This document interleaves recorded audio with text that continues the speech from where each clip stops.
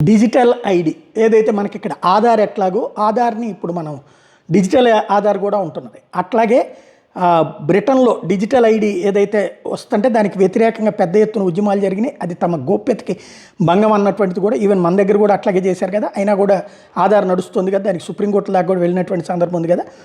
ఇప్పుడు digital ID విషయంలో west minister అబద్ధం చెప్తున్నారు అన్నటువంటి విజిల్ బ్లోయర్ తాజాగా ఎక్స్పోజ్ చేసుకొచ్చింది.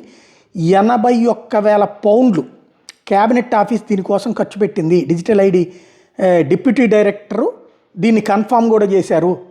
ఆల్రెడీ దీనికి అవసరమైనటువంటి ఒప్పందం అంతా నడిచిపోయిందంటే ఆగిపోయింది అన్నటువంటిది అబద్ధమే. అలాగే బ్రిటన్ దీనికి సంబంధించినటువంటి క్యాబినెట్ ఆఫీస్ కి సంబంధించినటువంటి ఇష్యూస్ క్లియర్ అయిపోయినాయి. అలాగే 81,000 పౌండ్ల salary senior civil service grade అధికారి నియమించారు. ప్లాన్స్ ఆల్రెడీ అండర్వేలో ఉన్నాయి. ఎవరితో కన్సల్టేషన్ లేదు, నేరుగా చేసేస్తున్నారు. పబ్లిక్ కన్సెంట్ కూడా తీసుకోవట్లేదు అంటూ ఒక విజిల్ బ్లోయర్ ఎక్స్పోజ్ చేసినటువంటి ఇష్యూ ఇప్పుడు క్యాబినెట్ ఆఫీస్కి సంబంధించినటువంటి అంశం ఈ ఒప్పందానికి సంబంధించినటువంటిది ఎక్స్పోజ్ చేయడంతో ఇప్పుడు చర్చ పెద్దదైంది బ్రిటన్లో.